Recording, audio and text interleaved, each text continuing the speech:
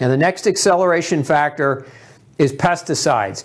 And we'll hear this a lot. I get this a lot. People say, oh, it's not gluten. Dr. Osborne, gluten is fine. We don't react to gluten. It's the glyphosate.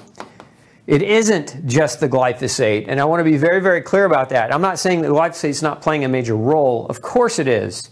You can't eat poison that damages the GI tract and disrupts the flora and expect a healthy outcome. We know now that glyphosate's linked to lymphoma, okay, which is a cancer. And in animal studies, it's linked to all kinds of different cancers and problems. But in humans now, we know this is a lawsuit that came out of California a few years ago proving this. And so pesticides, you know, if you look at most grains, particularly wheat and corn, they're sprayed heavily with glyphosate, you know, at the front end, but also on the tail end. The glyphosate is used as a drying agent to dry and desiccate out the crop, to make it easier to bring to market, make it easier to combine. So, but here's what we know about glyphosate use. So there's a Dr. Seneff from MIT actually put this together. So I can't, don't credit me with this chart. We'll credit her with that. But her and her partners, Dr. Samsel, put together this corollary between glyphosate use, right, and the increased incidence of the development of celiac disease. And they found an alarming trend. You can see this black line that goes through this graph. We'll make it a little bit bigger just so that you can see it. Here we go. You see there's this huge trend since the early 1990s all the way up, and it goes all the way up to 2010, this curve that skyrockets, right, as a corollary with glyphosate use. Now again, in real science, we can't say that correlation is causation, but this is something that really needs to be looked at in much greater depth. But the number one thing that you can do, right, the best intelligent thing you can do is don't eat poison, right? I mean, that's not, let's just not call it rocket science. It's not that complicated. When you eat poison, you know, there are different gradients of poison, and if you eat small amounts of poison all the time, then you're just slowly making yourself sicker as time goes on, regardless of whether it's inducing or causing gluten sensitivity. It's still poisoning you. But we also know that some of the other stuff, we're not talking about glyphosate, like some of the other pesticides, for example, atrazine, probably one of the more common ones. Atrazine, it's an estrogen mimicking, so it mimics or it increases estrogen activity, so it mimics it, right? So, and what do we see with increases, you know, astronomically high increases in estrogen? I've shown you this before. Some studies show that we get increased permeability of the gut lining. So you know, that's where you may have some concern with excessive estrogen, aside from the fact that excessive estrogen mimicking substances increase cancer and can disrupt the endocrine system and create lots of other problems, not just an increased risk for the development of gluten reactivity. Now let's move on to meat glue. Meat glue I've talked about before, but meat glue, also known as microbial transglutaminase. So this is the stuff, it's like it's a fine powder when they use it and they mix it into your food to make it sticky, to make it gluey, right, to make it adhere. And they use it a lot in fake meat. You see it in steak. Like, and not all restaurants do this, but many do. And this is where you're going to most commonly come into contact with this stuff is you go out to eat. When you go out to eat, restaurants will serve you the cheapest junk and charge you the most amount of food, right? And so we'll see this particularly in like chicken. When you think you're getting a chicken breast and it actually tastes like a hot dog, that's meat glue chicken breast. It's not an actual chicken breast, and they don't have to disclose meat glue as an ingredient in the food. So you flip at the label and look at the ingredient list. It doesn't have to say meat glue or tissue or microbial transglutaminase rather. And so this is something that's found a lot as a thickening agent. We see it in confections, dessert-based products. We see it in dairy-based products. We see it in meat-based products. But we know that meat glue actually increases gluten reactivity. And so here's again, here's a couple of studies to just show you, one on meat glue itself. So you can see MTG, that's meat glue. MTG stands for microbial transglutaminase. So the MTG treatment increased reactivity to wheat and maize. Maize is corn. Prolamines. Prolamine is a type of gluten. So wheat and corn glutens in patients with celiac disease. So we know that treating food with meat glue increased the reactivity to the proteins in the food. And this isn't the only study. We didn't have time to get into the full on. I could have talked for 17 hours tonight, talked all the way into the morning. But I wanted to just show you, this is not anecdote. This is not me just saying, hey guys, meat glue's bad for you. This has actually been researched and really well studied.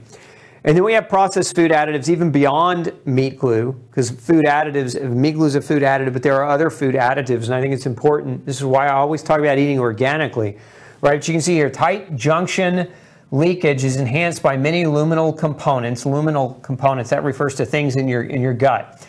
Commonly used industrial food additives being some of them. Glucose, salt, that goes back, glucose is what? Sugar, which we talked about a minute ago, salt. Emulsifiers. Emulsifier, that's what meat glue is, right? It's a type of emulsifier. Organic solvents, gluten, microbial transglutaminase, again, meat glue, okay? And then nanoparticles are extensively and increasingly used by the food industry, okay? All of the aforementioned additives increase intestinal permeability by breaching the integrity of tight junction paracellular transfer. What does that mean? That's just a fancy way of saying all of these things cause leaky gut. And when you get leaky gut, what happens next? For most of you, if it's there long enough, autoimmune disease develops. And the average, we got to remember, celiac is autoimmune, and that's why there's all this linkage to gluten and celiac. But there are more than 100 forms of autoimmune disease. It's the #1 cause of death in women under the age of 65. The average person who develops one form of autoimmune disease will go on and develop 6 more in their lifetime. So you don't want this, right? You don't want this. So how do we avoid it? Well, we eat real food. Real simple. Eating real food. A lot of us, when we're first going gluten-free, are so overwhelmed by the prospect of eating real food, because if we follow that standard American diet, real food is kind of part of our diet, but also so is a lot of fake food. And so it's that transition that can be very, very challenging for many. So don't let that overwhelm you. If you're watching this today and you're seeing this information and you're freaking out in your chair, just like take deep breaths, calm down, one step at a time, right? And start tackling this. All right, so another gluten accelerator are medicines, particularly, we talk about several, but medications, many medications in general. And so pain and blood pressure medicines are common. There's actually, with pain medicines, we know there's a class of pain medicines over the counter and prescription called NSAIDs, non-steroidal anti-inflammatory drugs, right? And then there's also steroids. And we know that both of these types of medicines cause gut damage, leaky gut, permeability. And this is a big one. I get this a lot where somebody's been taking, mega doses of non-steroidals. We're talking like 1,600 milligrams of ibuprofen a day. And their guts being damaged to such a great degree. I've actually seen people have surgical resection of parts of their intestine or colon as a result of taking pain medicines, right? These benign things. You got to understand that aspirin by itself, not even include, aspirin is an NSAID, but aspirin by itself killed 13,000 people last year properly taken. It causes gastric damage at 1/10 the dose of a baby aspirin, and you add NSAIDs and steroids to that, especially if you're taking them together. If you're taking an NSAID along with a steroid, when they're working together, it's 8 times the damage to your gut than when they're working alone. So they're synergistic together at damaging your GI tract. And we also have some blood pressure medicines. Interestingly enough, there's one class of blood pressure medicine. There are about 107 or so studies that have proven this. But if you take a blood pressure medicine called an ARB, that stands for angiotensin receptor blocker, ARBs, this class of medication, usually, if the blood pressure medicine that you're on ends in ARTAN, like olmesartan. ARTAN is the last several letters of the drug. That's typically an ARB. So if you're not sure what an ARB is, you never heard of that, just look at the medicine, and if the last 5 letters are ARTAN, you may want to ask your doctor, is it an ARB? Because these medicines have actually been shown to cause villus atrophy. So they actually, there was a case, it was actually Mayo Clinic published on this a few years ago, of a gentleman taking this medication. He got a diagnosis of celiac disease, and he didn't really have celiac disease. He had this drug-induced damage, and it had caused him to develop villus atrophy. So, so again, these medications can do it. Now, other medications, as I mentioned earlier, antibiotics are a medication, right? Antibiotics can also induce or increase or accelerate the reactivity toward gluten. So it's not just pain medicines, it's not just blood pressure medicines.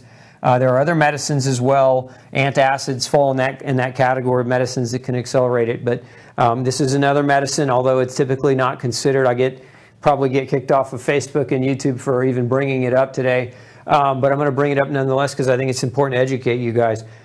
And that's the HPV, human papillomavirus vaccine. Now, human papillomavirus vaccines have been around for a number of decades, and these are some of probably the most side effect driven vaccines that we've seen in modern times, minus the most recent one. But this vaccine was a major study published. We'll just move to the research on this. You can see here that HPV, human papillomas vaccination of adult women in risk of autoimmune and neurological disease. And this is what they found in this study. This was a study done by looking at more than 3 million people. So this is not a small scale type of trial. This is a very large trial. But here's what they found. We identified 7 adverse events with statistically significant increased risks following vaccination. 1 was Hashimoto's thyroiditis, which is autoimmune thyroid disease.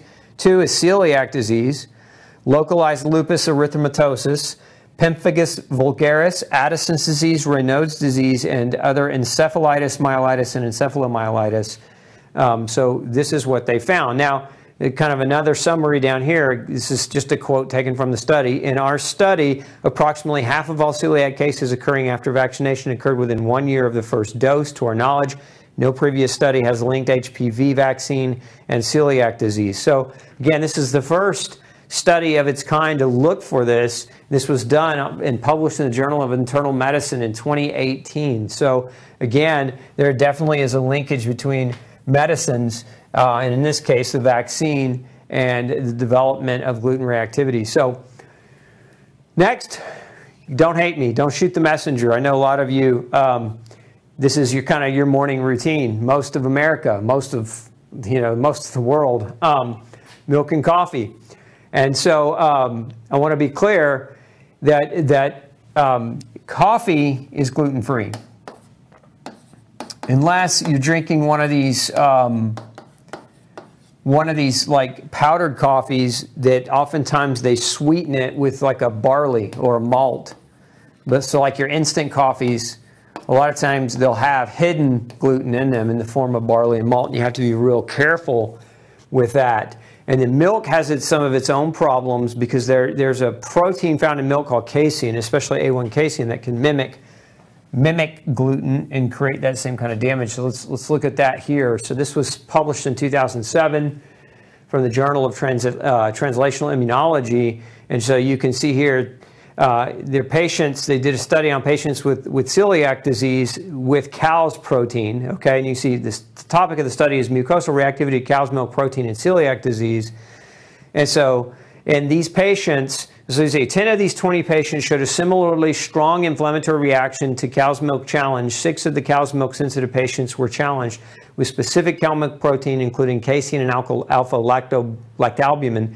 Casein, in contrast to alpha-lactalbumin, induced an inflammatory response similar to that produced by cow's milk. A mucosal inflammatory response similar to that elicited by gluten was produced by cow's milk protein in 50% of the patients with celiac disease that were studied in this study.